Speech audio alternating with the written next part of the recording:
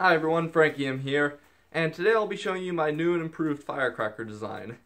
It's considerably louder and safer than my previous design, which involved antimony trisulfide and potassium chlorate mixture. So anyways, let's get to the reaction.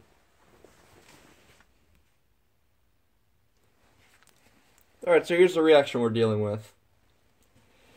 This is a mixture of aluminum and potassium perchlorate. Now, I'm using potassium perchlorate instead of chlorate because perchlorates are a lot more stable and a lot less friction sensitive. So that way your mixture is a lot less likely to go off when you don't want it to.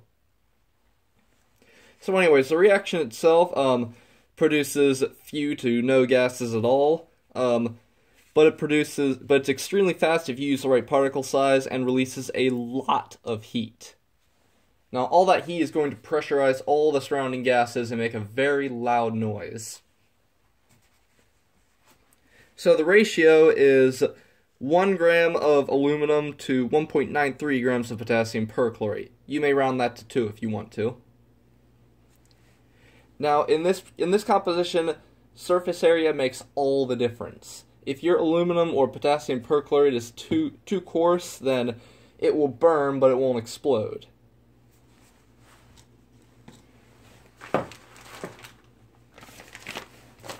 So this is relatively coarse aluminum. This is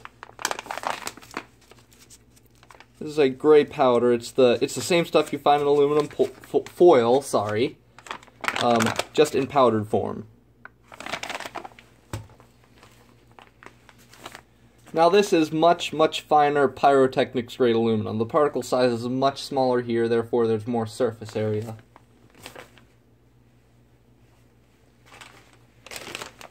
And here's the potassium perchlorate. It's a white salt shown here. So this is the very fine mixture. I used the pyrotechnics grade aluminum in this mixture, and I ground the potassium perchlorate in a mortar and pestle to break up the chunks. This mixture uses the coarse aluminum, and I did not grind the potassium perchlorate up quite so much. So this is low surface area, this is high surface area. So this image represents the low surface area mixture, and this image represents the high surface area mixture. So in order for two substances to react, they have to physically collide. So imagine all these particles are bouncing around. So in the big chunks here, the big chunks of A and B, you can see that in order for example, if B is colliding with A here, B has to collide with A to make AB, and basically remove the A particle here to get to the rest of them that are within the particle, and that's going to slow the reaction down quite a bit. In this high surface area mixture, there isn't quite so much, the reactants are not insulated from each other quite so much. The reaction is going to be a lot faster. So let's make a few firecrackers. Alright, so the container design is very simple but very effective. So all you're going to need is plastic straw, pyrotechnics fuse, and hot glue. So first off, let's cut a section of straw. So what's going to happen is this mixture is going to pressurize the gases inside the straw and burst it to make the loud bang we like so much in firecrackers. Let's cut a section. There we go. Okay. So now I'm going to hot glue one end shut.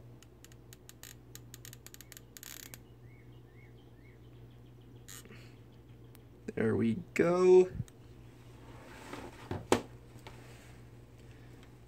Now let's give that a moment to cool.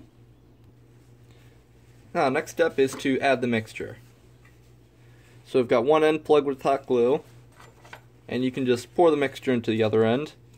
I'm going to make one with the coarse mixture and the rest with the fine mixture.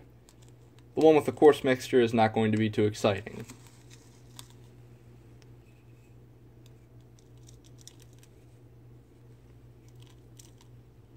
And kind of scoop up the mixture off off the spoon, sorry.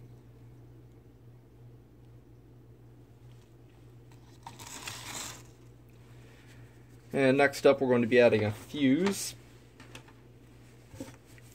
Let's cut a small length of pyrotechnics fuse.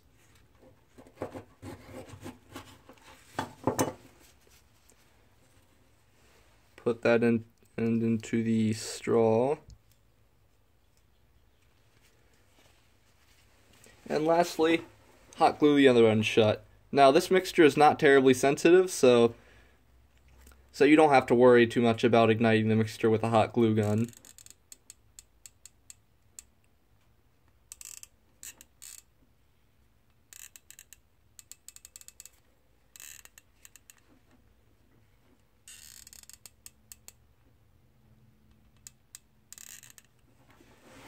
Alright. So now I'm going to repeat the process and make a few firecrackers with the fine mixture. So now that I've got my firecrackers prepared, let's go out and test the mixtures unconfined, and then we'll test the firecrackers. I've marked the one containing the coarse mixture with a bit of with a black marker here. Alright, so now I'm going to shock and friction test the fine composition. So let's get just a little bit of it out of the cup here. There it is. Now I'm going to hit it with a hammer.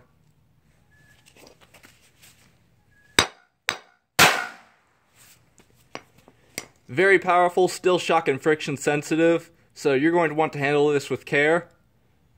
It's a lot less likely to be ignited by stray sparks from a fuse. But again, when you're mixing it, you don't want to go medieval on it because that might happen. So now I'm going to test both mixtures unconfined. I'll start with the coarse mixture. Alright, let me get a fuse. Alright.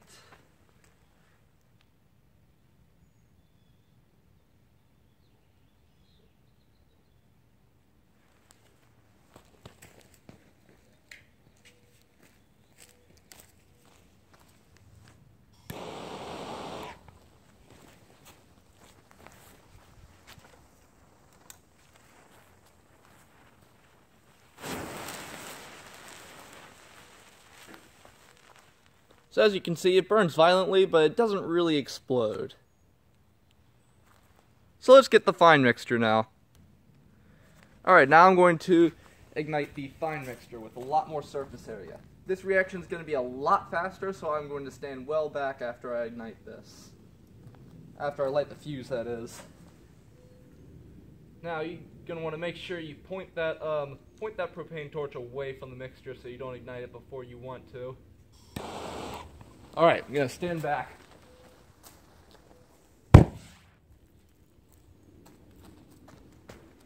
Much faster reaction. That's a lot more likely to burst the container and give you a nice crack.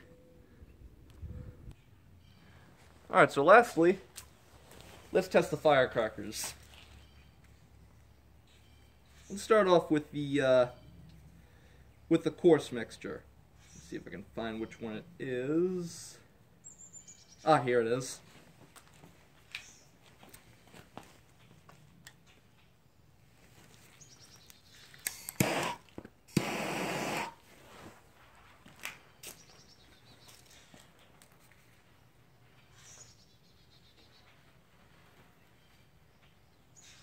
Burns, sparks a little bit, but no bang.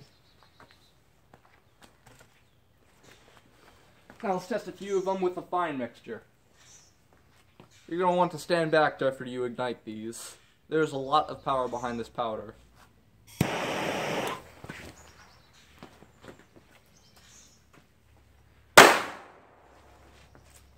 Very loud, very powerful. This is the standard industrial flash powder mixture used in most firecrackers you see that you buy from the store. It's favored for its balance of power and relative stability. When you're dealing with flash powders, this is just about as stable as it's going to get. Let's ignite another one. I want to stand back.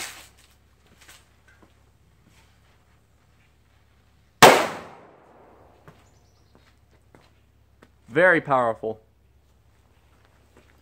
Now let's test one more.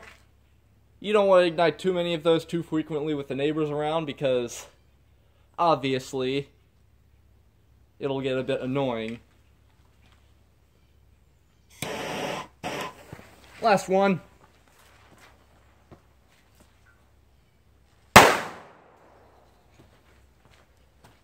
Alright, so that's how you make very loud and powerful firecrackers. If you want to try this, you're going to need a bit of background knowledge, and you're going to want to handle this mixture with care, as it is shock and friction sensitive. As long as you don't go medieval on it while you're mixing it, and you don't do anything stupid with it, you should be fine. Anyways, hope you guys enjoyed, and I will see you in the next video.